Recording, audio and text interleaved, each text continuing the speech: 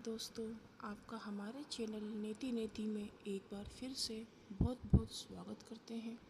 जैसा कि आप सभी लोग जानते हैं कि 7 सितंबर 2025 से पितृपक्ष यानी श्राद्ध प्रारंभ हो रहे हैं। तो जैसा कि आप सभी लोग जानते हैं कि पितृपक्ष में हमको और आपको सभी को पितरों की विधिवत पूजा और आराधना करनी चाहिए और पिंडदान या जो भी संस्कार होते हैं पितृपक्ष के वो सभी हमको करने चाहिए ताकि हमारे पितरों की आत्मा को शांति मिल सके।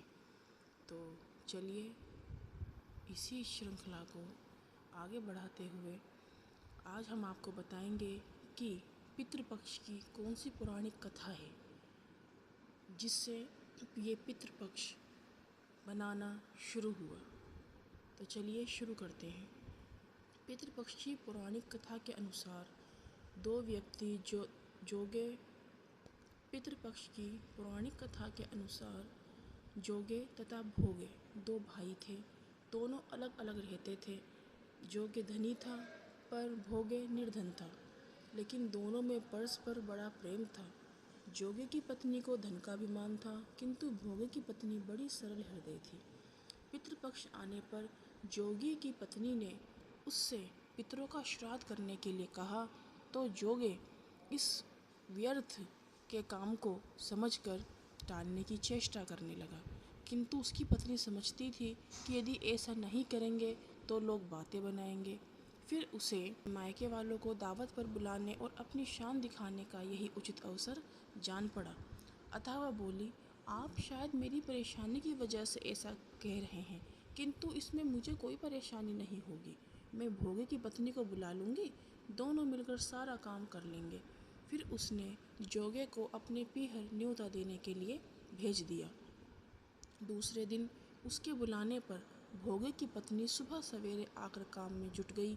उसने रसोई तैयार की, अनेक पकवान बनाए, फिर सभी काम निपटाकर अपने घर आ गई। आखिर उसे भी तो पितरों का श्राद्ध और तर्पण करना था। जब पितर लोग पहले जोगे के यहाँ गए तो क्या देखते हैं कि उसके ससुराल वाले वहाँ भोजन पर जुटे हुए हैं। निराश होकर वे भोगे के यहाँ गए। वहाँ क्या था, मात्र पितरों के नाम पर अगियारी दे दी गई थी।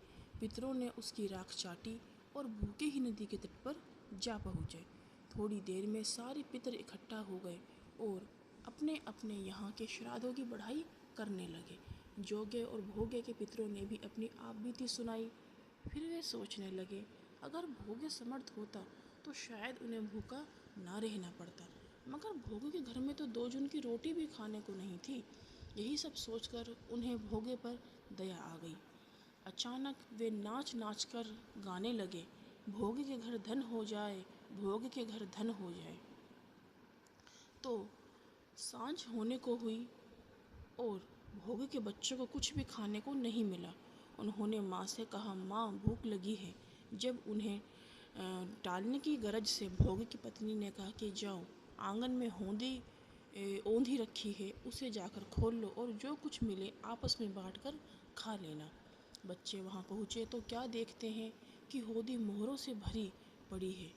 वे बच्चे दौड़े दौड़े माँ के पास आए और आंगन में आकर बच्चे वहाँ पहुँचे तो क्या देखते हैं कि होदी मोहरों से भरी पड़ी है।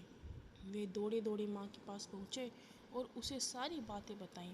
आंगन में आकर भोगी की पत्नी ने जब ये सब कुछ देखा तो वह भी हैरान रह गई। इस प्रकार भोगे भी धनी हो गया, मगर धन पाकर वह घमंडी नहीं हुआ। दूसरे साल का पितृपक्ष आया तो श्राद्ध के दिन भोगे की पत्नी ने 56 प्रकार के व्यंजन बनाए और ब्राह्मणों को बुलाकर श्राद्ध किया, भोजन कराया, दक्षिणा दी तथा जेठ जेठानी को सोने चांदी के बर्तनों में भोजन कराया। इससे पितर बड़े प्रसन्न तथा तृप्त हुए। तो ये थी पितृपक्ष की पौराणिक कथा। आशा करते हैं आपको इसकी जानकारी हो गई होगी और इसकी पौराणिक कथा कैसी है वो भी आपको पता चल गई होगी। तो जो भी जानकारी आपको इस चैनल पर मिली, आशा करते हैं आपको पसंद आई होगी। अगर आप चैनल पर पहली बार आए हैं तो चैनल को सब्सक्राइब करना बिल्कुल ना भूलें। आपको इसी तरीके की और भी रोचक और पौराणिक कथाओं की जानकारी मिलती रहेगी। तो अगली वीडियो तक के लिए मुझे आज्ञा दें और पितृपक्ष की आप सभी को बहुत बहुत बधाई हो। नमस्कार, राधे राधे।